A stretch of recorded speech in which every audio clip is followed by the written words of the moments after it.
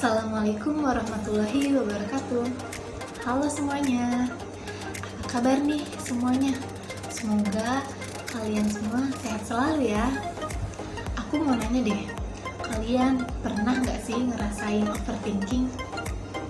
Atau jangan-jangan kalian gak tahu lagi apa itu overthinking? Overthinking itu adalah kecenderungan seseorang untuk memikirkan suatu permasalahan secara berlebihan, baik yang sudah terjadi maupun belum terjadi. Overthinking adalah istilah yang sering ditujukan pada orang-orang yang terlalu banyak berpikir.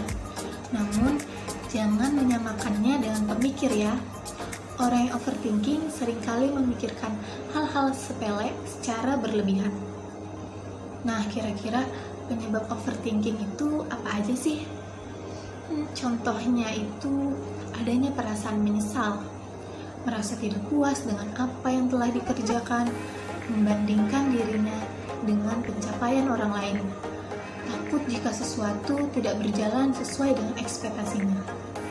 Lalu, kenapa ya overthinking itu bisa terjadi?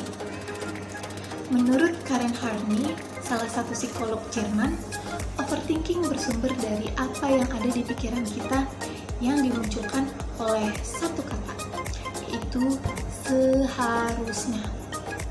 Iya, seharusnya. Kita selalu berpikir seharusnya begini, seharusnya begitu. Padahal kita sebagai manusia memiliki kemampuan yang terbatas dalam banyak hal. Allah Subhanahu wa Ta'ala berfirman, Allah lah yang menciptakan kamu dari keadaan lemah, kemudian Dia menjadikan kamu setelah keadaan lemah itu menjadi kuat, kemudian Dia menjadikan kamu setelah kuat itu lemah kembali dan berubah. Dia menciptakan apa yang Dia kehendaki dan Dia Maha Mengetahui, Maha Kuasa. Quran Surah Ar-Rum ayat 54. Kira-kira apa ya akibatnya jika kita overthinking? Yaitu ada insomnia. Nah, siapa nih di sini yang sebelum tidur bukannya berwudu, membersihkan tempat tidur, berdoa, tapi malah overthinking sebelum tidur? Lalu yang kedua ada insecure. Nah, siapa nih di sini yang sering membandingkan pencapaian diri sendiri dengan pencapaian orang lain? Padahal masing-masing orang punya kelebihan yang berbeda loh. Yang ketiga, mudah panik. Ya, kenapa mudah panik? Karena dia selalu mencemaskan hal-hal sepele. Jadi ketika sesuatu tidak sesuai dengan apa ekspektasinya, dia akan menjadi mudah panik deh. Wah, ternyata banyak ya dampak negatifnya. Kalau begitu, gimana sih cara mengatasinya?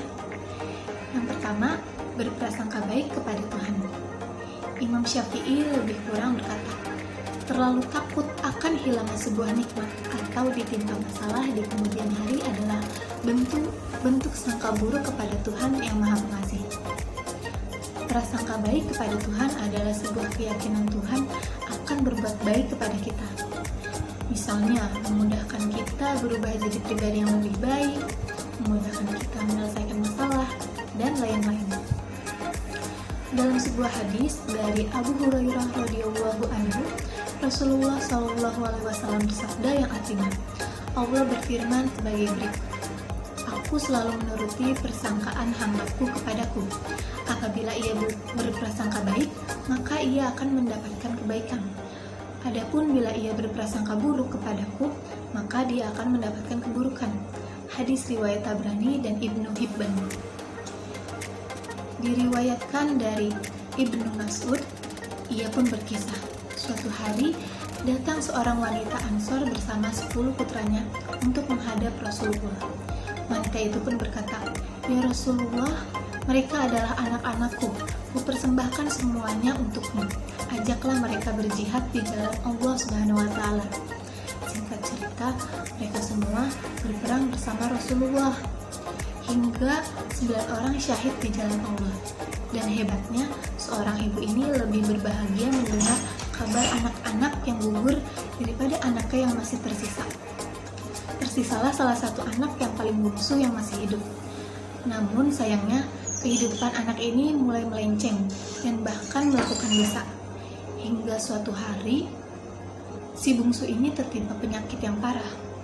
Sang ibu tak kuasa melihatnya. Ia begitu kasihan dan sedih melihat anak terakhirnya ini. Lalu sang anak bertanya, "Duhai ibuku, semua saudaraku lebih baik dariku, tapi ibu tak menangisi mereka. Tapi kenapa engkau menangisi putramu yang pendosa ini?"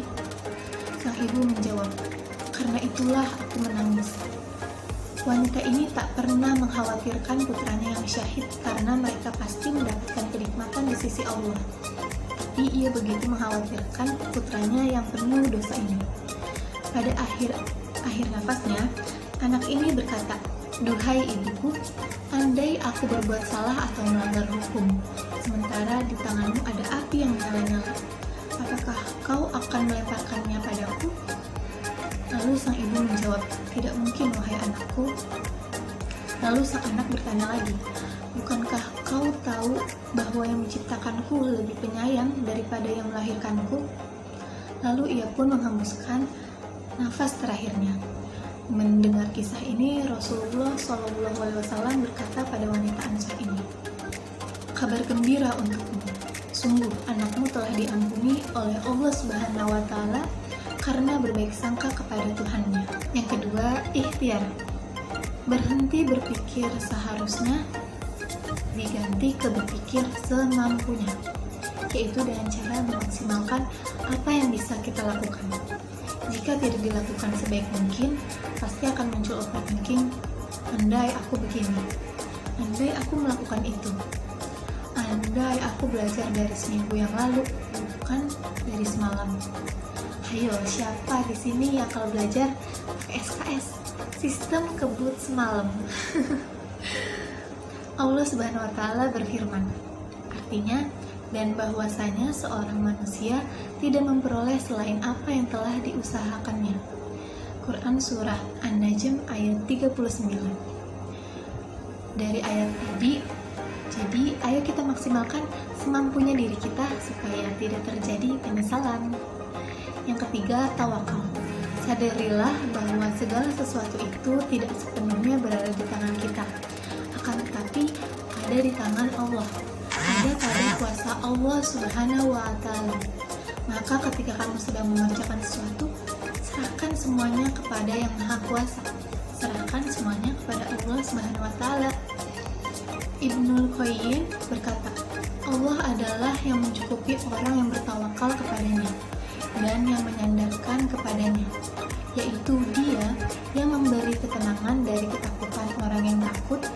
Dia adalah sebaik-baik pelindung dan sebaik-baik penolong. Dan barang siapa yang berlindung kepadanya dan meminta pertolongan darinya dan bertawakal kepadanya, maka Allah akan melindunginya, menjaganya. Dan barang siapa yang takut kepada Allah, maka Allah akan membuatnya nyaman dan tenang dari sesuatu yang ditakuti dan dikhawatirkan. Dan Allah akan memberi kepadanya segala macam kebutuhan yang bermanfaat. Taysirul Azizil Hamid, halaman 503. Nah, kira-kira apa sih yang kita peroleh jika kita bisa mengatasi overthinking? Yaitu berpikir positif, ikhlas menerima keadaan, menghargai hasil dari usaha kita, bertanggung jawab. Nah, ada sedikit tips nih. Biasanya kita overthinking di waktu luang kan? Nah, coba kita lakukan kegiatan di waktu luang dengan berzikir, sholawat, mengaji, atau kalian bisa bikin to-do list untuk mengerjakan suatu hal sebaik mungkin dan tersusun. Semoga dari pembahasan tadi kita jadi bisa mengatasi overthinking ya. Semoga bermanfaat. Wassalamualaikum warahmatullahi wabarakatuh.